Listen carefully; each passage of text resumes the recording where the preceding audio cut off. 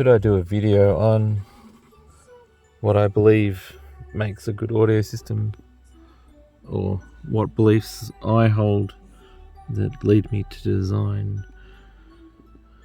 aspects of my audio system, or things that guide my design, or maybe things that just inspire me to learn more about audio. And mainly it's more about the science and the science that creates or recreates the art, because I guess deep down there's an artist in everybody. So that's probably where I started out in life, was as a musician. So being obsessed in sound reproduction came later on in my journey. So I guess art and science is probably the collision point where audio reproduction has taken me. So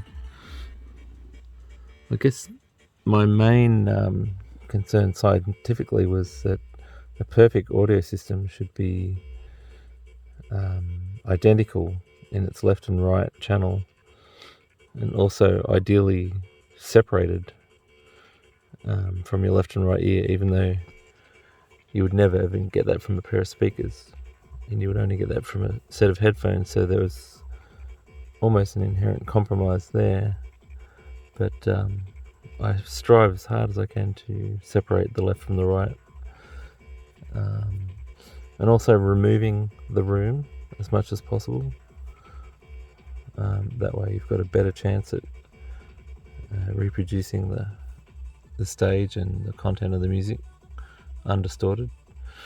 And there's a lot of audiophiles who say the room is important and you need the room, and don't deaden the room too much, and you need a bit of, diffuse reflections to help you appreciate the music.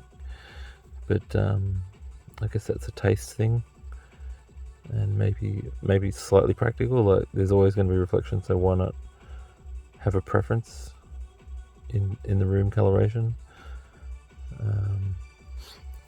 But yeah, so I know there's going to be some room, and I keep that in mind when I'm doing my microphone calibration or measurements. I actually have a leveling compressor on my input microphone, and I actually do a combination near field and room. So when I'm recording the response for this side, I'll be going in and around near field, and also back here at the ear, near the headrest.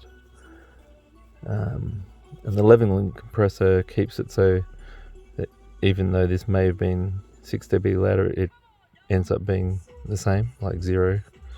And back here it turns it up, so up here it turns it down. And here you might get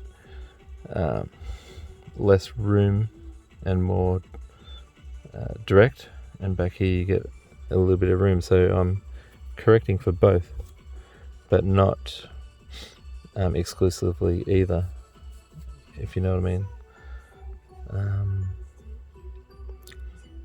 So more on the art of music, and I guess that's why I pursue this sound obsession, is that I guess music is a passion, and that I've actually heard songs that I've produced over a decade ago, that I hear things in the music that I didn't even know were there, and that being the artist and the producer who was responsible for that work, it's interesting for me now that I'm into this hobby and this passion, that I get to hear all the things that I was aiming for, and but also things that I knew that maybe I was doing that I could hear in my head.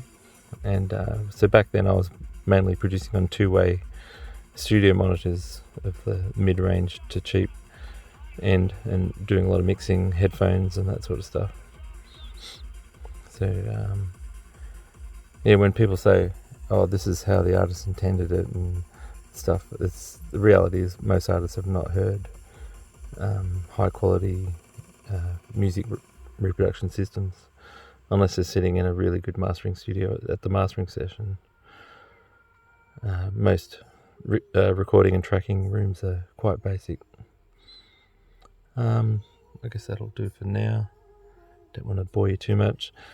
If you think this kind of chat is beneficial to you and you might pick up some things, just let us know in the comments and maybe we'll talk about other stuff. Alright, catch you later.